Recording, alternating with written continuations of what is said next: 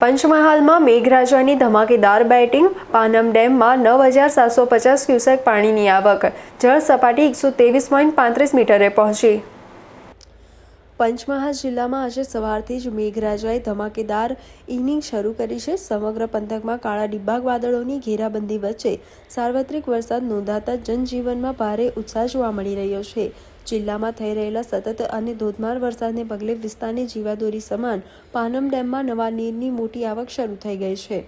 મળતી વિગતો અનુસાર ઉપરવાસ અને કેચમેન્ટ વિસ્તારમાં થયેલા ભારે વરસાદને કારણે હાલ પાનમ જળાશયમાં 9,750 ક્યુસેક પાણીની આવક નોંધાઈ રહી છે। આ સતત થઈ રહેલી આવકને પગલે પાનમ ડેમની જળસપાટી વધીને 123.35 મીટરે પહોંચી ગઈ છે। નોંધનીય છે કે પાનમ ડેમની નિયત રૂલ લેવલ સપાટી 126.37 મીટર નિર્ધારિત કરવામાં આવેલી છે।